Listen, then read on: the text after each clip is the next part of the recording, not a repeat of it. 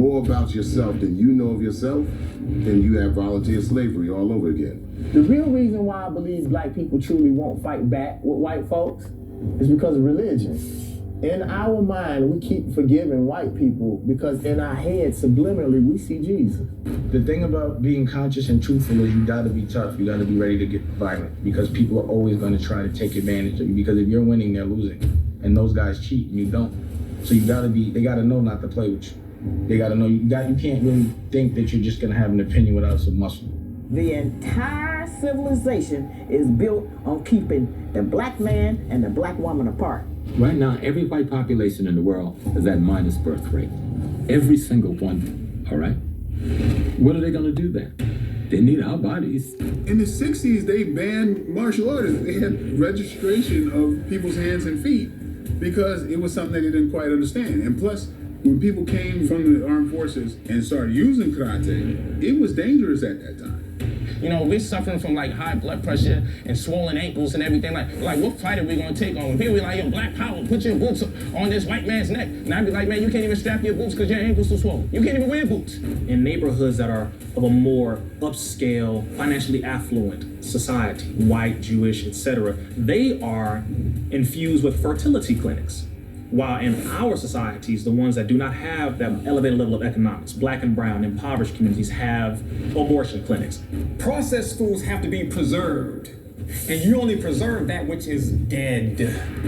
The fear of the little white girl taking down her New Kids on the Block poster and putting Eazy-E up over her bedroom set was something that had to be addressed. The Africans have defended territory, defended ideals, and defended themselves consistently over thousands of years, including in the United States. To be a successful colonizer, you not only colonize and you dominate the people physically, you have to dominate them psychologically. The first revolution, Gil Scott-Heron tells us, is the revolution in the mind.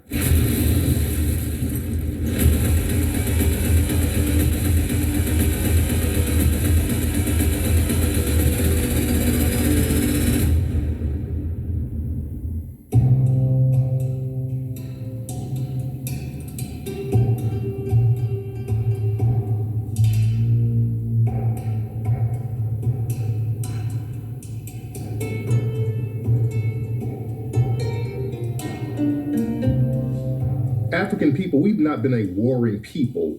That was something that had to be cultivated with African culture because we've been such a humane people and a giving people. We've had an abundance. So we didn't have an ideology of attacking people and taking what they had because we had everything in Africa. So a war culture had to be cultivated, and especially in places like Kemet, because that was the gateway to Africa. So the war culture was really developed there as far as African people. Over almost 3,000 years worth of history before Africans ever lost a battle. But when presented in a public school system and among our kids, it's presented as if we were always the losers and that our existence on the plantation in the United States is sort of the beginning of our existence. The mentalities develop differently. Europeans are traditionally xenophobic, which means they are wary of strangers, whereas African people are xenophilic, where, you know, if you see a stranger, you would embrace them and welcome them in, which has been to our detriment in many ways. But we have to understand how people who live in a desert are actually able to cultivate more food than anywhere else in the region. And so some of those peoples actually said that Kemet was the breadbasket of the region. So much food and agriculture was successfully produced that they could have a standing army very, very early on. To have a standing army, it means that you don't have to have everyone in the fields. You can actually produce enough that some people can be the artisans. Some people can be the philosophers and the priests. And yes, definitely some people can be an army. The people who built Egypt came from the south and the west, southeast and the west. And so Egypt became the phenomenon it was because of the perfection of ecology. The right blend of silt from the floods and the river and the time of year and the temperature. They were able to produce an abundance of crop so they can create surplus food. But if you can create surplus food, then people can settle down and go into craft and arts and sciences and other things. And so that made Egypt or Kemet a phenomenon. I think European society has always been violent, and it's always been hyper aggressive. If you look at the wars between the British and the Scots, or the British and the Irish, there was always savagery even within their own population. So as a culture, this group has just been extremely violent. Tariq's got his ethnic group. I've got my ethnic group. We got an issue. Me and you didn't go on the battlefield and slaughter one another. You sent your hero. I sent my hero. Whoever hero wins, that's the winner. 10,000 people isn't left dead on the ground. That's not a war culture. But in 4200 BC, we were attacked by the Europeans for the first time in ancient Kemet, or in Taseti or Timeric, before it was ancient Kemet. And what we have to understand is that battle ended in an African win. When people come, we wanted to share, we wanted to teach, we wanted to give them what we had, and make them, aware of what we knew. And we didn't know we were dealing with some savages, some animals who would come back as a beast and destroy us and rape our women and kill our children and suppress and repress our men. And so there's already, North Africans have been forced into a military posture because of these invasions of the Greeks, invasions of the Roman, the invasion of the Visigoths, and the occupation of North Africa. They breed a new kind of African culture in Northwest Africa. And out of that culture arises a Hannibal, who's militarily trained, who grows up in a culture that is a militaristic culture. And then he strikes out to remove the enemy from his land. And he goes further than that. He crosses into Europe through Spain, through France, coming in through the back of Italy, trying to crush the Roman Empire. The Europeans, they've always tried to Europeanize African figures like Hannibal. They've always tried to make Hannibal into a European. As a matter of fact, I saw something recently. They were trying to do the same thing with Mansa Musa. We all know that Mansa Musa was a West African king of Mali, who's the richest man ever recorded. And I saw something in a textbook recently that had him white. So with Hannibal, his military genius was something that they don't want to attribute to the African people, but he was an African man.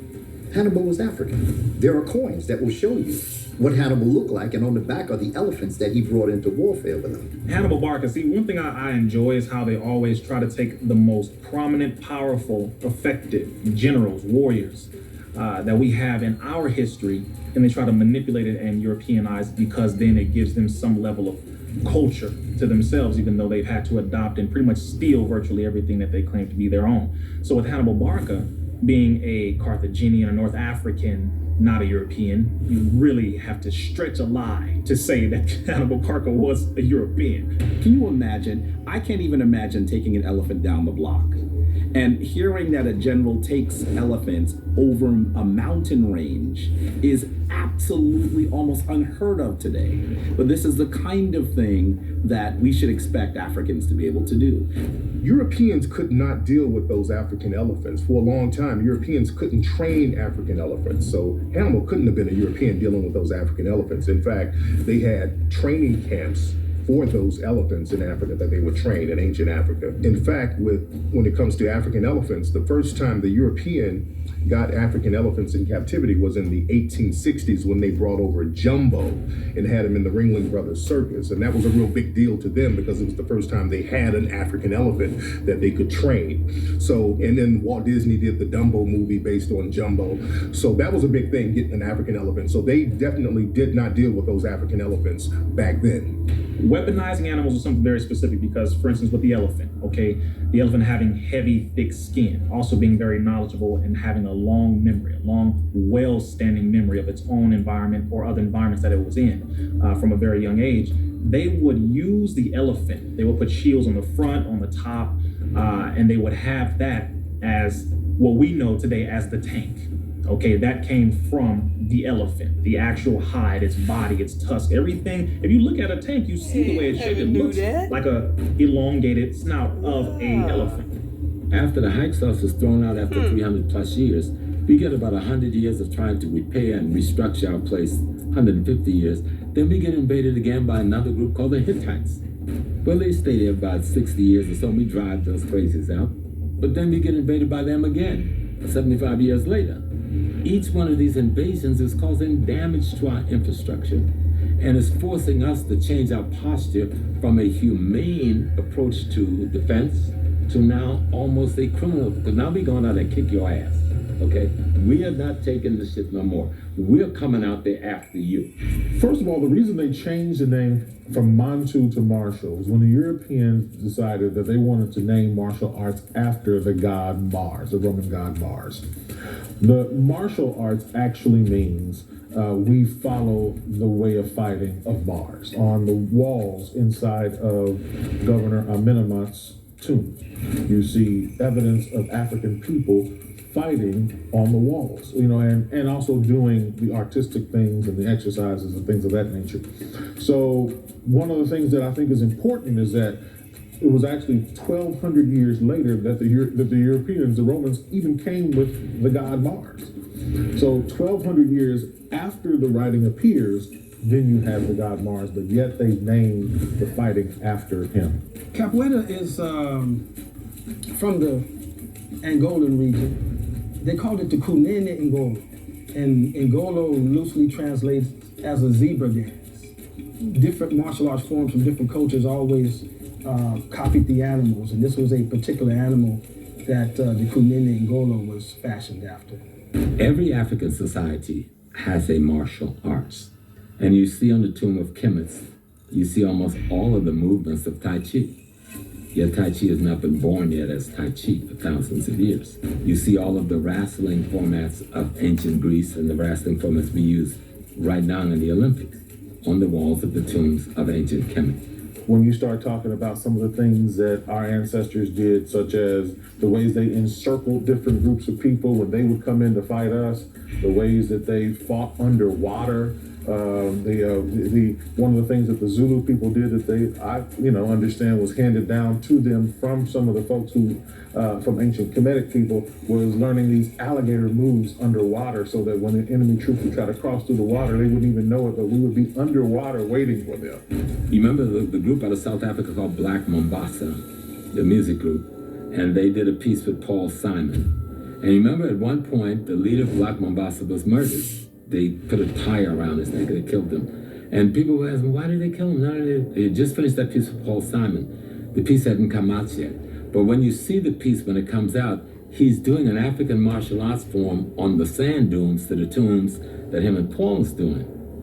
But he hadn't been authorized to take something from an African secret society and display it for European consumption. Violation of law, kind of like Bruce Lee, to enter the dragon. The word dragon means the wisdom. So he entered a dragon and he allowed white people into a body of wisdom that he didn't have permission to, and it cost Bruce his life. It doesn't really seem that foreigners come into Africa in any substantial way until the Hyksos come in. And so when we actually see the Hyksos, really from the 13th to the 17th dynasties of Kemet, that is when we see a foreign people come in during a famine, welcomed in during a famine, and then just in a few short generations, they are brutal rulers. But there's a difference between having defensive military forces and being a culture that's based on getting your wealth from war. We didn't get our wealth from wars. Europe got all of its wealth from robbing other people, marauding other people, taking their wealth back home as booties. That's not how Africa got her wealth. So there was no necessity to have an army that was based on genociding other people in order to steal what became the wealth that you build your society with. But one of the things that I've noticed about warfare, particularly when it deals with African people, I have never come upon a time that Eurasians could come in and defeat African people. Every time you see them come in, just before they come in, you see Africans fighting amongst themselves. So then they start to take advantage, they divide and conquer, and they offer one side one thing while offering another side another thing. And that internal struggle, along with the outside incursion of people, are going to destabilize that government. I think to some degree, in order for us to prevent the Hyksos invasion, we would have had to have less humanity. We were inviting people in. You'll actually see it on walls in an area called Beni Hassan today. We were inviting men, women, and children in. And so we saw their struggle, we saw their starvation, and we allowed them to come in. And so it is our humanity that sometimes causes us the most challenge. First, you have a family. So my family and my wife's family, that's called a clan. If two clans get together, that's called a tribe. If two tribes get together, we call that a nation. If two nations get together, we call it an empire. So we're looking at the foundation of a social system, which is the family. Once you break the foundation, it's easy. So that's what happened when they sold the mother one place and sold the father one place. They were breaking down the structure that you need to do this warfare, fighting, or defend yourself.